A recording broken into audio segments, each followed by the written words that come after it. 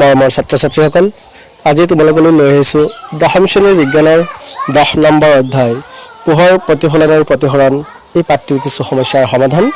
তোমালোকে মোৰ চেনেলটো সাবস্ক্ৰাইব যদি কৰা নাই এতিয়াই সাবস্ক্ৰাইব কৰি দিয়া আৰু কাষত থকা বেল আইকনটো দবাই দিবা আৰু ভিডিঅ'টো চাই ভাল লাগিলে লাইক কৰিবা, শ্বেয়াৰ কৰিবা আৰু কমেণ্ট কৰিবা।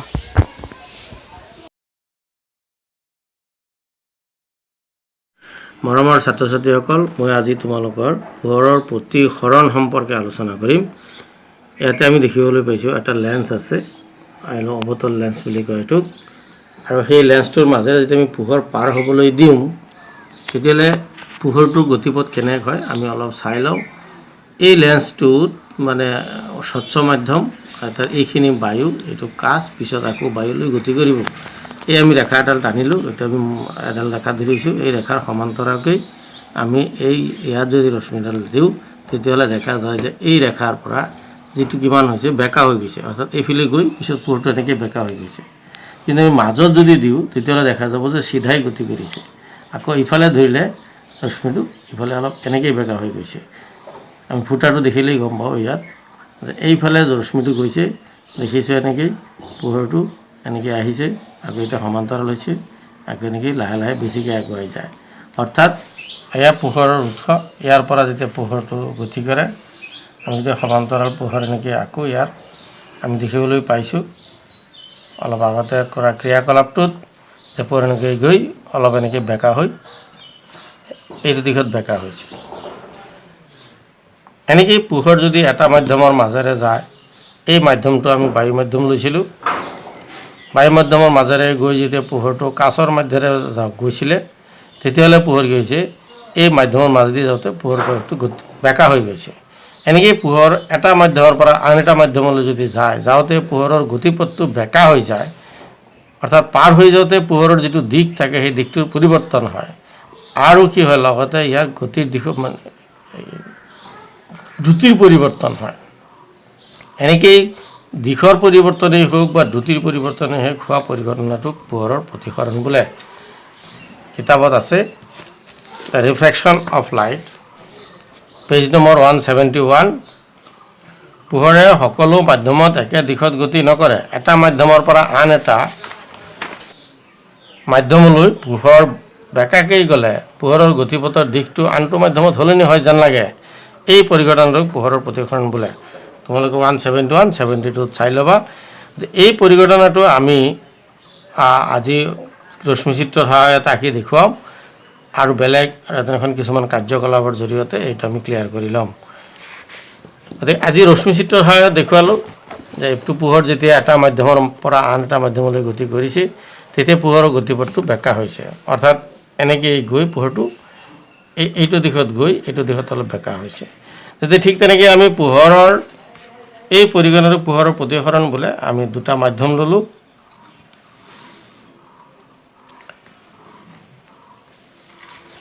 এইটো কাঁচ মাধ্যম বুলি আমি ধৰিলোঁ, কাঁচৰ টুকুৰা এটা।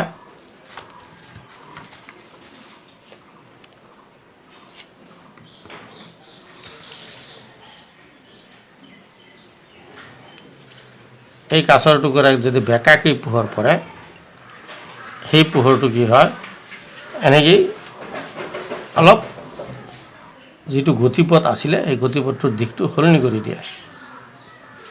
এনেকৈ গৈ এইটো দিশত সলনি হৈ যায়। আকৌ যেতিয়া বস্তুটো আকৌ সেই একেডালতে নিৰ্গত হয়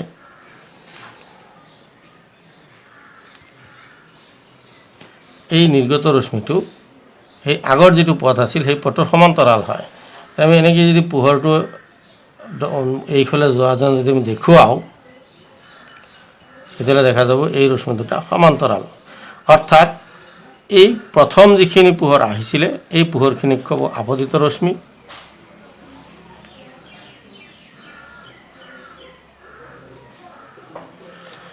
এইখিনিক কয় প্ৰতিফলিত ৰশ্মি,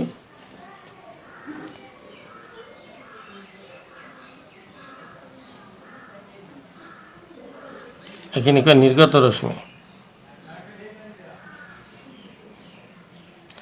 অৰ্থাৎ দুবাৰ প্ৰতিসৰণ হয়, এবাৰ ইয়াৰ পৰা গৈ এইখিনি প্ৰতিসৰণ, পিছত আকৌ প্ৰতিসৰণ হৈছে দুবাৰ। এটা কাঁচৰ টুকুৰাৰ মাজেৰে পোহৰ পাৰ হৈ গ'লে দুবাৰ প্ৰতিসৰণ হয়। এতিয়া যদি আমি এইটোক ইনচিডেণ্ট ৰে বুলি কয়, এইটো ৰিফ্ৰেক্টেড ৰে বুলি কয়, আৰু এইটো আমি কি কওঁ ইমাৰ্জেণ্ট ৰে। অৰ্থাৎ আমি যিটো দেখিবলৈ পাইছোঁ ইয়াতে যে পোহৰ এটা মাধ্যমৰ মাজেৰে when light transmitted from one medium to another medium in then the refracted ray is changed its direction, that is it's displaced with an angle. So if we draw a normal on the point of incident, then this is I incident angle and this is refracted angle. The angle of incident, angle of refraction. আমি এই প্ৰথম যিটো আমি ৰে পাইছোঁ সেই ৰেটোক আমি incident ৰে বুলি কওঁ। O dash is a refracted ray and OQ is a emergent ray. So আমি পোহৰৰ যেতিয়া এই লাইটৰ ৰিফ্ৰেকশ্যন অফ লাইট এক্সপ্ৰেশ্যন কৰিবলৈ যাওঁতে আমি দুটা ৰুল ফ'ল' কৰোঁ। নাম্বাৰ 1, ইনচিডেণ্টেল ৰে normal to the incident point of incident and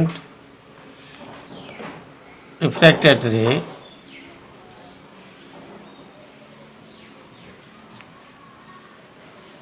are always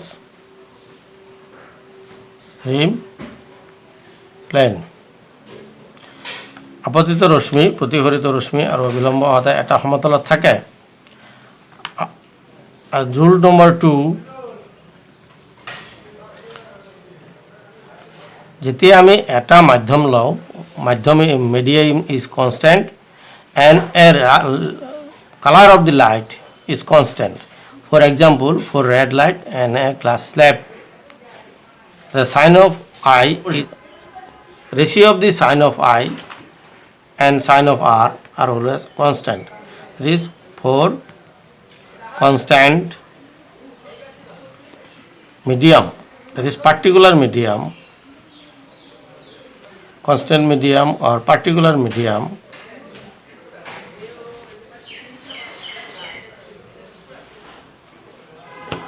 and particular ray of light, particular color of light, sin of I divided by sin of R is equal constant. অর্থাৎ নির্দিষ্ট এটা রং আমার পোহর আৰু নিৰ্দিষ্ট এজোৰ মাধ্যমৰ বাবে কি কয় sin of I আৰু sin of R ৰ অনুপাতটো এটা কনষ্টেণ্ট, ধ্ৰুৱগ্ৰাহী। এই দ্বিতীয় সূত্ৰটোক স্নেলৰ সূত্ৰ বুলিও কয়, স্নেলছ ল। এই দুটা হ'ল পোহৰৰ প্ৰতিসৰণৰ এক্সপ্লেইন কৰিবলৈ যাওঁতে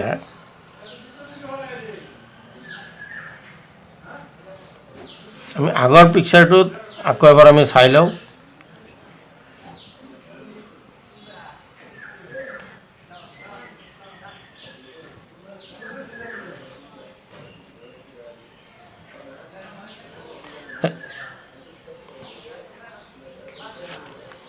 PO আপতিত ৰশ্মি, ray of incident,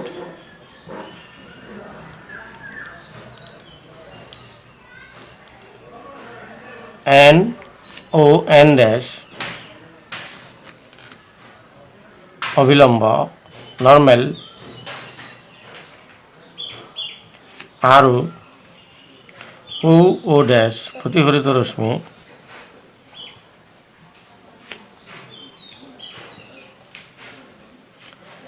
একে সমতল। এইটো কাগজ পৃষ্ঠত আছে আমি দেখিবলৈ পাইছোঁ।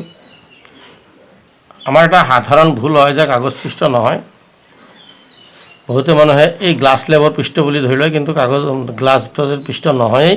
এইটো আমি কাগজত দেখিবলৈ পাইছিলোঁ, কাগজত আছে। এই তিনিওটা কাগজ পৃষ্ঠত অৱস্থিত। একেটা সমতলত আছে। নম্বৰ 2 ইয়াত যেটো কোণ sin of angle PON divided by sin of angle N dash O dash is equal sin of I by sin of R is equal constant for particular ray of light, color of light and the particular pair of medium for azure মাধ্যম অর্থাৎ azure মাধ্যম। এই ইয়াত মাধ্যম দুটা আছে বায়ু কাচ আৰু নিৰ্দিষ্ট ৰঙৰ পোহৰৰ বাবে।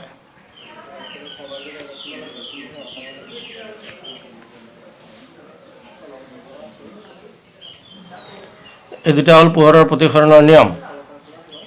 এই পোহৰৰ প্ৰতিসৰণৰ নিয়মটো খটুৱাই আমি আমাৰ কিতাপৰ যিখিনি পোহৰৰ প্ৰতিসৰণৰ লেন্স আছে এই লেন্সত আমি গোটেইখিনি খটুৱাম। ইয়াৰ আগতে পোহৰৰ প্ৰতিসৰণাংকনো কি এই সম্পৰ্কে অলপ আলোচনা কৰোঁ।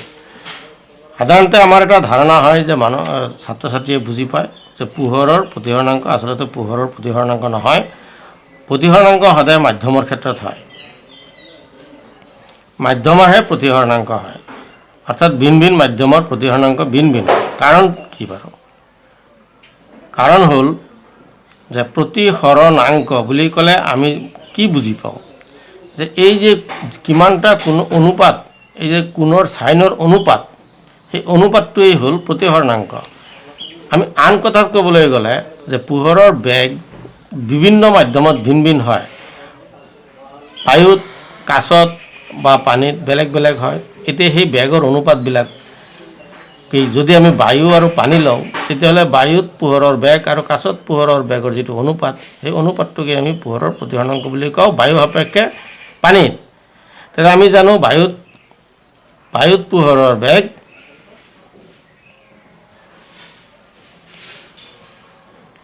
ছেকেণ্ডত 3 লাখ কিলোমিটাৰ,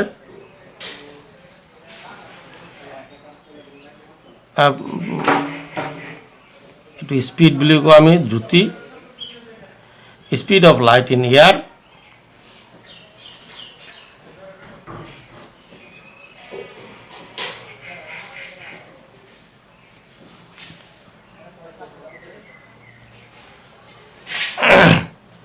ঠিক তেনেকৈ speed of light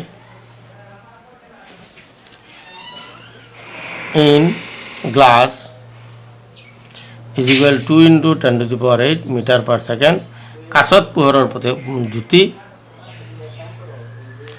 কাছত 2 into 10 to the power 8 metre per second. এতিয়া আমি দুটাৰ অনুপাত লওঁ, অনুপাত ratio' then 3 into 10 to the power 8 metre per second, 2 into 10 to the power 8 metre per second. তেতিয়াহ'লে এইখিনি আৰু এইখিনি কেঞ্চেল যাব, থাকিব কি 3/2 অৰ্থাৎ 1.5। তেতিয়াহ'লে আমি ক'ম যে কাছত বায়ু সাপেক্ষে কাছৰ প্ৰতিসৰণাংক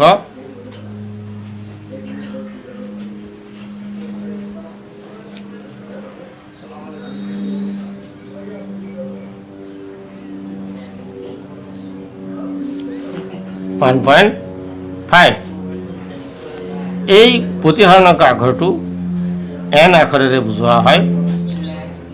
ইয়াত n আখৰেৰে প্ৰতিসৰণাংক বুজোৱা হয়।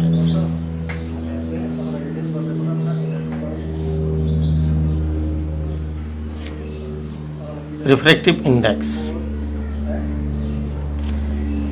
এতিয়া আমি ক'ম যে কাছৰ প্ৰতিসৰণাংক বায়ু সাপেক্ষে কিমান হ'ব পাৰে।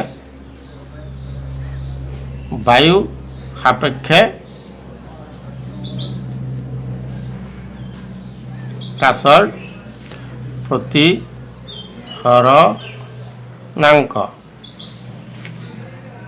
and glass with respect to air, অৰ্থাৎ যিটো সাপেক্ষে লোৱা হয় সেইটো পিছত লিখা হয় আৰু যাৰ লোৱা হয় সেইটো আগত লিখা হয়। Refractive index of glass with respect to year is written as NGA. তেতিয়াহ'লে আমি মাধ্যম যদি 1 আৰু 2 বুলি ধৰি লওঁ, this is one medium 1 and this is medium 2. Medium 1 and medium 2, when light travels from medium 1 propagated from 1 to then medium 2, then velocity v1, that is velocity v2, then n2 1 means n2 1 অর্থাৎ refractive index of medium 2 with respect to medium 1. আকৌ আমি কৈছোঁ refractive index of medium 2 with respect to medium 1 1 number মাধ্যম সাপেক্ষে 2 number মাধ্যমৰ প্ৰতিহৰণাংক n21 means কি গলো 2 number মাধ্যমৰ প্ৰতিহৰণাংক 1 নম্বৰ মাধ্যম সাপেক্ষে গতিকে 1 নম্বৰ 2 নম্বৰ ঠিক যদি আমি এনেকৈ লিখো 1 2 তেতিয়াহ'লে কি বুজাব refractive index of medium 1 with respect to medium 2, then v2 by v1. Clear hoise na? Ako goisu refractive index of medium 2 with respect to medium 1 v1 by v2. Yat v1 v2 dia ase. Refractive index of the medium 1 with respect to 2 v2 by v1. এই দুটা যদি আমি multiple কৰি দিও, multiply কৰি দিলে আমি কি পাম new 2 1 into n 1 2 is equal v1 by v2 into v2 by v1, that is কাটাকাটি গলে কি হব 1. Therefore n 2 1 is equal to 1 by n 1 2.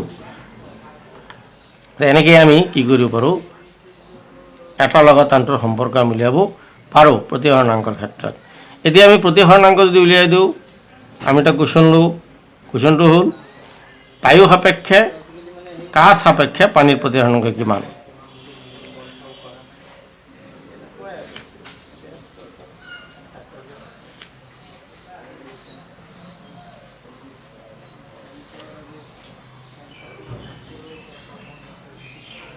আনসাৰটো কি হ'ব? আমি কাচৰ পোহৰৰ বেগ কিমান পাইছিলোঁ? velocity of class আমি পাইছিলোঁ 2 into 10 to the power 8 meter per second আৰু velocity of পানী water is equal 2.25 into 10 to the power 8 meter per second তো দিয়া আছে given। তাহলে আমি আনসারটো কি পাম? and কি ল'ব লাগে কাচ সাপেক্ষে পানীৰ WG, এইটো কাচ সাপেক্ষে পানীৰ আমাৰ প্ৰতিহৰণাংক উলিয়াব দিছে পানীৰ প্ৰতিহৰণাংক refractive index of water. So we have to find out the refractive index of water with respect to glass. So V কোনটো আগত হ'ব? কাচ সাপেক্ষে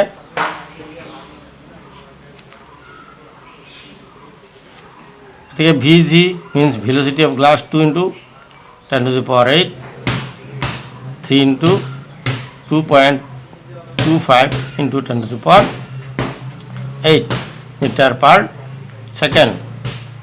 এটা আমি কিমান পাম কাটি দিলে 2 by 2.25 এটো যে পয়েন্ট উঠাই দিও 200 by 2 to 5 গতিকে এটা আমি 25 এ কাটি দিলে এটো 9 times এটো 8 times, that is 8 by 9 is less than 1। অধিক এইটো হল রিফ্র্যাক্টিভ ইন্ডেক্স। ঠিক যে আমি উল্টাকে দি দিও তাহলে কি হবে? উল্টাকে দিলে কাচ সাপেক্ষে যদি পানী সাপেক্ষে কাচৰ দিলে কি হ'ব? এইটো উল্টাই দিলে হৈ যাব। অর্থাৎ যদি মানে কি লিখো GW means 9 by 8। তো ইয়াৰ দ্বাৰা দেখা গৈছে যদি ইয়াত দেখা যায় যে গ্লাছৰ পৰা পানী লৈ গলে একতকৈ সৰু হয় less than 1 হয়, আকৌ পানীৰ পৰা গ্লাছলৈ গলে greater than 1 হয়। তো that means refractive index কেতিয়াবা কি হয় যদি এই ইয়াৰ পৰত আমি মাধ্যম কিটা উলিয়াব পাৰো, মাধ্যমৰ যিটো ঘনত্ব এইটোক আমি আলোকীয় ঘনত্ব বুলি কওঁ যেতিয়া পোহৰটো গতি কৰে সেই গতিপথৰ স্পীড চেঞ্জ হোৱা দেখা গৈছে আগতে স্পীড কমি আছিল গ্লাছৰ পৰা পানীলৈ গ'লে স্পীডটো কি হয় কমি যায় আকৌ পানীৰ পৰা গ্লাছলৈ গ'লে স্পীডটো গ্লাছৰ পৰা পানীলৈ গ'লে স্পীডটো বাঢ়ি যায় তলত বেছি ওপৰত কম আকৌ পানীৰ পৰা গ্লাছলৈ গ'লে স্পীডটো কমি যায় অৰ্থাৎ আগতে বেছি আছিল তলত কম আছে যদি স্পীড কমি যায় তেতিয়াহ'লে আমি এইটো ঘনত্বৰ মাধ্যম বুলি ক'ম আৰু স্পীড যদি বাঢ়ি যায় তেতিয়া আমি লঘুত্বৰ মাধ্যম বুলি ক'ম এতিয়াহ'লে সেই অনুপাতে কিমানখিনি কোণ বেঁকা হ'ব সেইটো নিৰ্ভৰ কৰে অৰ্থাৎ পোহৰৰ ৰশ্মি বেঁকা হ'ব কিমান তাৰ কোণটো কিমান হ'ব আমি দেখুৱাইছোঁ এনেকৈ যেতিয়া পোহৰটো এটা মাধ্যমৰ পৰা আন এটা মাধ্যমলৈ গতি কৰিলে ইয়াত ধৰি লওক কাঁচৰ মাধ্যমৰ পৰা পানীলৈ গৈছে তেতিয়াহ'লে ইয়াত কিমাননো কোণ গতি কৰিব বেঁকা হ'ব সেই বেঁকা হোৱাটো নিৰ্ভৰ কৰিব তাৰ স্পীডৰ ওপৰত সেইটো অবিলম্ব নৰ্মেল আমি টানি দিলোঁ এতিয়া কিমান পৰিমাণৰ বেঁকা হ'ব এতিয়া আমি ধৰি ল'লোঁ ইয়াত এইখিনি বেঁকা হৈছে এতিয়া বেঁকাটো এংগুলটো আই এইটো গ্ৰেটাৰ হ'ব নে লেছ হ'ব অৰ্থাৎ এই আঙুলটোতকৈ এই আঙুলটো ডাঙৰ হ'ব নে সৰু হ'ব আমি দেখিবলৈ লৈছোঁ কাঁচৰ পৰা পানী লৈ গৈছে এইটো কি গ্লাছৰ পৰা পানী লৈ গৈছে তেতিয়া কি তলৰটো ডাঙৰ হৈছে গতিকে এংগুলটো ডাঙৰ হ'ব গতিকে এইটো আমি যদি চিধা আছিল তাৰ এংগুলটো চিধা নহয় এনেকৈ বেঁকা হ'ব ডাঙৰ হৈ যাব তেতিয়াহ'লে কি দেখা গ'ল এই এংগুলটো ডাঙৰ হৈ যাব অৰ্থাৎ অবিলম্বৰ পৰা আঁতৰি যাব তেতিয়াহ'লে কি দেখা পালোঁ যে কাঁচৰ পৰা পানীলৈ গ'লে পোহৰৰ ৰশ্মিটো দ্বিতীয় মাধ্যমত অবিলম্বৰ পৰা আঁতৰি যায় কিন্তু যদি উল্টা হয় তেতিয়া অবিলম্বৰ কাষ চাপি আহিব অৰ্থাৎ এংগুলটো সৰু হৈ যাব এনেকৈয়ে পোহৰ এটা মাধ্যমৰ মাজৰ পৰা আন এটা মাধ্যমলৈ যাওঁতে এই যিটো কোণ সৃষ্টি কৰে আপতন কোণ আৰু প্ৰতিসৰণ কোণ তেতিয়া কেতিয়াবা আপতন কোণতকৈ প্ৰতিসৰণ কোণটো ডাঙৰ হয় কেতিয়াবা আপতন কোণটো প্ৰতিসৰণ কোণতকৈ সৰু হয় যদি আপতন কোণটো সৰু হয় প্ৰতিসৰণ কোণটো ডাঙৰ হয় তেতিয়া আমি ক'ম অবিলম্বৰ পৰা আঁতৰি গৈছে আৰু যদি আপতন কোণটো ডাঙৰ হয় প্ৰতিসৰণ কোণটো সৰু হয় তেতিয়া ক'ম অবিলম্বৰ কাষ চাপি আহিছে তেনে আমি এটা আঁকি দেখুৱাই দিওঁ এতিয়া যদি পোহৰটো চিধা আছে না এতিয়া যদি পোহৰটো কি হয় পানীৰ পৰা কাঁচলৈ যায়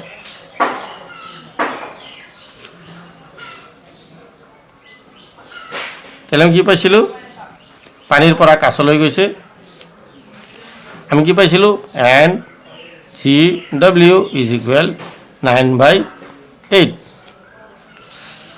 আকৌ চাই লওঁ এবাৰ N G W is equal 9/8 পানীৰ পৰা কাঁচলৈ গৈছে 9/8 অৰ্থাৎ আগৰ মাধ্যমটোত 9 ডাঙৰ তলৰ মাধ্যমটোত 8 সৰু তেতিয়াহ'লে কি হ'ব আপতন কোণটো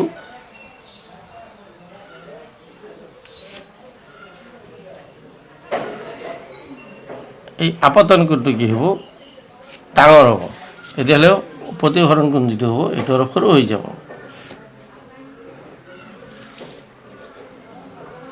অৰ্থাৎ অবিলম্বৰ কাষ চাপি আহিব গতিকে তেনেকুৱা প্ৰশ্ন কিছুমান আহে যে অবিলম্বৰ কাষ চাপিব নে আঁতৰি যাব অৰ্থাৎ এইটো ক্ল'জ হৈ আহে নিয়াৰেষ্ট ইয়াত কিতাপত আছে 1 নম্বৰ পোহৰৰ ৰশ্মি এডাল বায়ুৰ পৰা হেলনীয়াকৈ পানীত প্ৰৱেশ কৰিছে ইয়াত বায়ু আৰু পানী দুটা মাধ্যম আছে বায়ুৰ পৰা সোমাইছে পানীলৈ গৈছে গতিকে ৰশ্মিডাল কি হ'ব উলম্বৰ কাষলৈ নে উলম্বৰ পৰা আঁতৰি বেঁকা হ'ব পেজ নম্বৰ 176 ইয়াৰ কথাটো হ'ল যে পোহৰৰ ৰশ্মিডাল বায়ুৰ পৰা পানীলৈ গৈছে দেখা গৈছে বায়ু আৰু পানী গতিকে বায়ুৰ মাধ্যম আৰু পানী মাধ্যমৰ যদি আমি অনুপাত উলিয়াওঁ দ্ৰুতিৰ অনুপাত তেতিয়াহ'লে কি হ'ব সেইটো আমি এবাৰ চাই লওঁ অংক কৰি পেলাই বায়ুত কিমান আছিল 3 × 10⁸ মিটাৰ পাৰ ছেকেণ্ড পানীত আছিল 2.25 × 10⁸ মিটাৰ পাৰ ছেকেণ্ড এইটো কাটা গ'ল কি থাকিব 300/225 এটা দেখাল ওপৰৰটো ডাঙৰ তলৰটো সৰু যেহেতু তলৰটো সৰু গতি কি হ'ব অবিলম্বৰ কাষ চাপি আহিব চিধা চিধি কথা এইটো গতিকে কিয় কাৰণটো হ'ল যে পোহৰৰ দ্ৰুতি পানীৰ মাধ্যমত বেছি বায়ু মাধ্যমত বেছি আৰু পানী মাধ্যমত কম ফলত পানী মাধ্যমত কি হ'ব এইটো বেঁকা হৈ যাব কাৰণ পানীটো বায়ু সাপেক্ষে ঘনত্বৰ মাধ্যম গতিকে আমি এনেকেই পিছৰটোত দিছে 2 নম্বৰ প্ৰশ্নটো দিছে পোহৰ বায়ুৰ পৰা 1.5 প্ৰতি হৰ্ণাংকৰ কাচৰ মাধ্যমলৈ প্ৰৱেশ কৰিছে কাচত পোহৰৰ দ্ৰুতি কিমান হ'ব দ্ৰুতি উলিয়াব দিছে কাচত কিমান দিছে 3 × 10⁻⁸ মিটাৰ পাৰ ছেকেণ্ড এই প্ৰশ্নটোত আমি যদি চাওঁ তেতিয়াহ'লে প্ৰতি হৰ্ণাংক কি দিছে 1.5 কাৰ কাচৰ ক'ৰ পৰা সোমাইছে বায়ুৰ পৰা that is NGA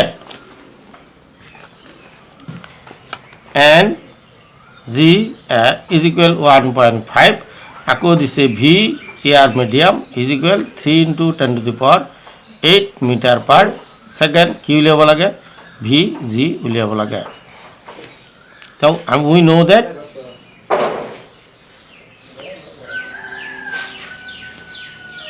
NGA is equal VA by VG therefore 1.5 is equal VG ৰ মানটো 9 VA 3 × 10⁸ এটা যদি আমি এইটো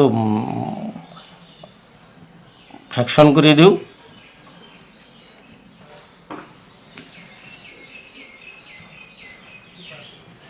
এটাকে মাল্টিপ্লাই কৰি দিলে 15 VG is equal to 30 into 10⁸ imply VG is equal to 30 by 15 into 10⁸ কাটি দিলে 2 বাৰ 2 into 10⁸ meter per second therefore speed of light in glass is equal to 2 into 10⁸ meter per second তার পিছৰ অংকটো যে আমি চাওঁ তালিকা 10.3 সৰ্বোচ্চ আলোকীয় ঘনত্বৰ মাধ্যমটো লিখা আৰু আলোকীয় কম ঘনত্বৰ মাধ্যমটো উলিওৱা আলোকীয় ঘনত্বৰ প্ৰতি হৰ্ণাংক ইয়াত দেখিবলৈ পাইছো 1.0 1.3 গতিকে ইয়াতকে লাহে লাহে বাঢ়িছে বাঢ়ি গৈ পেলাই 2.42 হৈছে গতিকে যেটো মাধ্যমত আলোকীয় ঘনত্ব হেতুই বেছি হ'ব যাৰ প্ৰতি হৰ্ণাংক বেছি অৰ্থাৎ হীৰাৰ আলোকীয় ঘনত্ব বেছি আৰু বায়ুৰ ঘনত্ব আটাইতকৈ কম তাৰ পিছত থাৰ্ড প্ৰশ্ন দিছে তোমাক কেৰাচিন টাৰ্পেণ্টাইল পানী দিয়া হৈছে এই মাধ্যম কেইটাৰ কোনটোত পোহৰৰ দ্ৰুতি সৰ্বোচ্চ আমি প্ৰতি হৰ্ণাংক চালে আমি গম পাম কাৰ প্ৰতি হৰ্ণাংক কিমান তালিকা 3 কি দিছে আমি আকৌ এবাৰ চাই লওঁ কেৰাচিন টাৰ্পেণ্টাইল 10 এণ্ড ওৱাটাৰ কেৰাচিন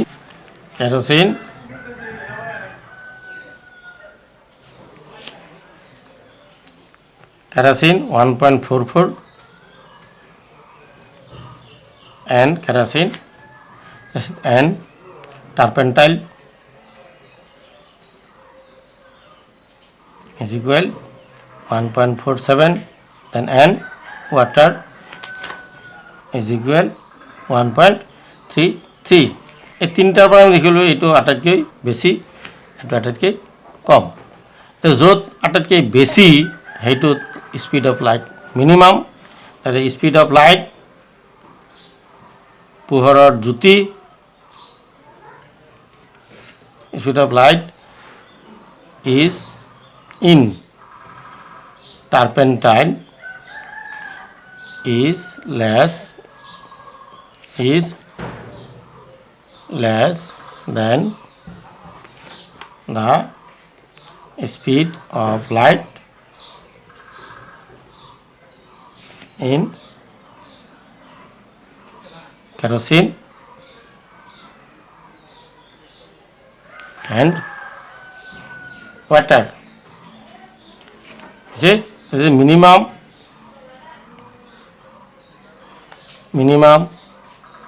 turpentine হইছে আৰু maximum water হইছে এনেকৈ আমি স্পিড অফ লাইট তাৰপিছত ডেন্সাৰ মিডিয়াম ৰেয়াৰ মিডিয়াম আমি এই তালিকাৰ পৰা উলিয়াব পাৰোঁ আৰু এটা কোৱেশ্চন আছে ইয়াত হীৰাৰ প্ৰতি হৰ্ণাংক 2.42 এইটোৰ উক্তি ব্যাখ্যা কৰা ইয়াত ডায়মণ্ডৰ ৰিফ্ৰেক্টিভ ইনডেক্স দিয়া আছে তা আমি জানো ৰিফ্ৰেক্টিভ ইনডেক্স ইজ কি আছিল refractive index of diamond equal to 2.42 that is speed of light of light in air divided by speed of light in diamond.